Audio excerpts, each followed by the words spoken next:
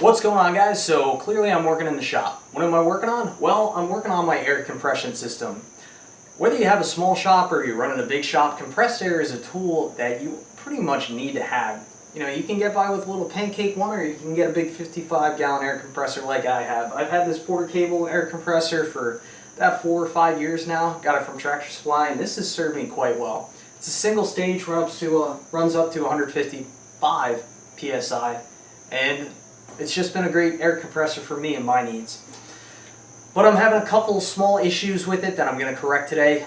So the first thing is I'm having a leak again on this big 2 or 3 inch reducer fitting right there, which I've fixed that leak once in the past with some white Teflon tape, and it sealed it up for a while, but it started to leak again. So today I'm going to try this higher quality Teflon tape. This is Blue Monster. I've tried this on a couple I've tried this on a couple projects so far, and I've had really good luck. It seals up things quite easily. So if you're interested in this, I'll leave a link in the description below.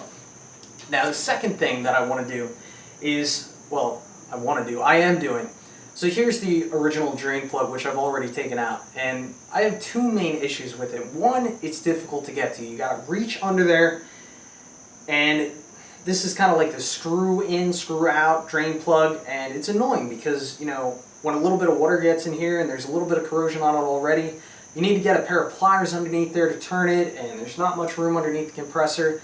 It's just a pain in the butt, honestly, to drain the tank. So what I'm going to do is, I got a 1/4 inch elbow, and I believe this is a 4 inch, 1/4 inch double male threaded pipe, and this is, hopefully I don't break it, this is a 1/4 inch ball valve.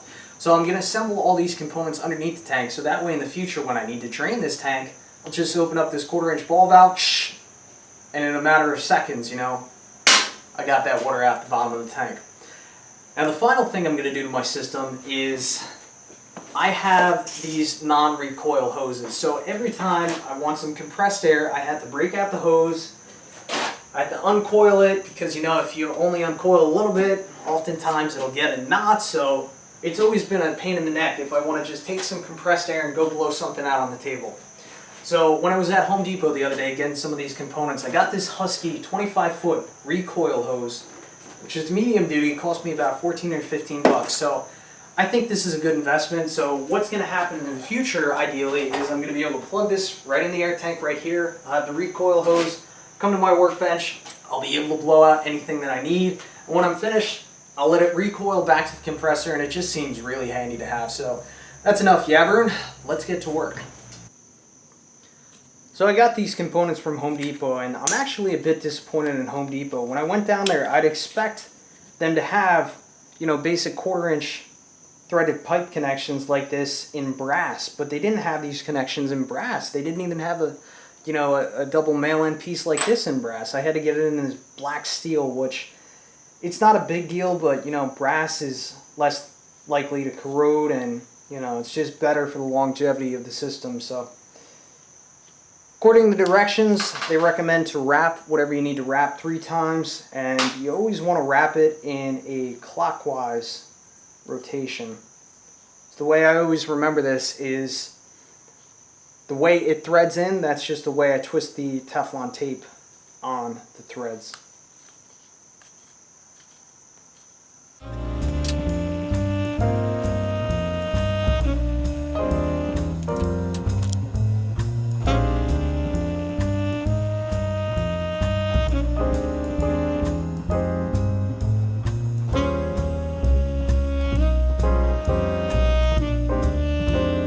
So again, I used to have to lay down here, find a wrench, and twist open this thread drain plug.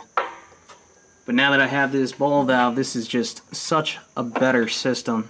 Okay, so here's the reducer fitting that I need to take off, and I checked everything else for air leaks. I couldn't find any air leaks anywhere else on this manifold, so I'm just going to leave this assembled and unscrew it from this reducer fitting. And the way you find out if you have air leaks in your system is simple.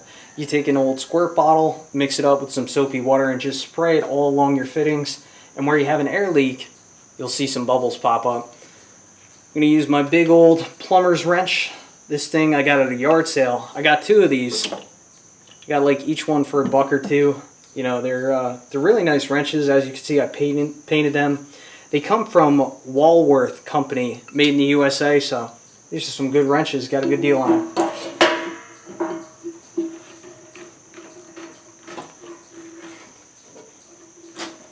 That's in there good.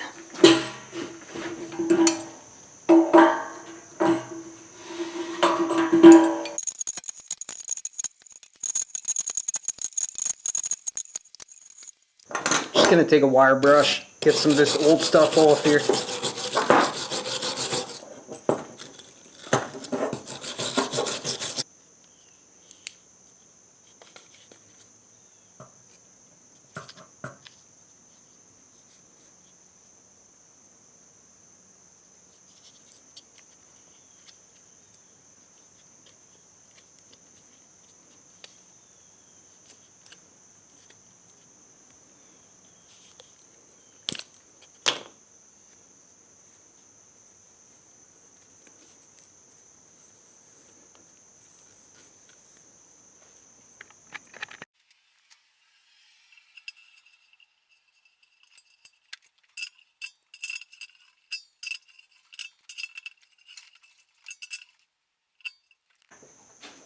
So the last thing I'm going to need to do is just put some fittings on this recoil hose, and I can tell you already, I like this thing a lot.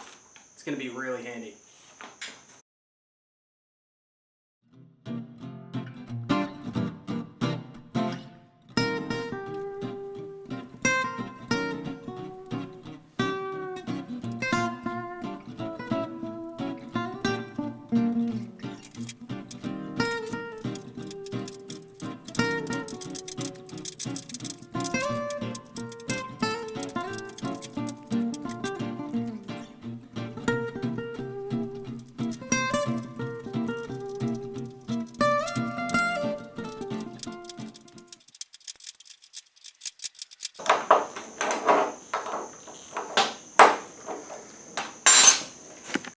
Everything's plumbed up. Let's turn this thing on and hopefully we don't have any air leaks.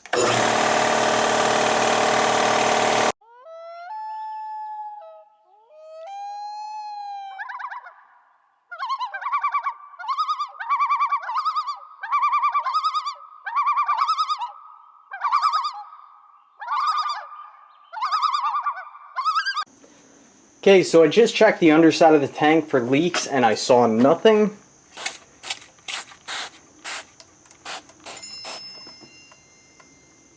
And I see no leaks whatsoever on the top side. Everything looks good. So I'm really happy with how things turned out. I have that nice easy ball valve to drain the tank at the bottom of the tank. I have no air leaks. I have this nice retractable air line right here, so if I need to work on the bench, as I've said, probably about 5 times now, it's going to be much easier to do that. And yeah.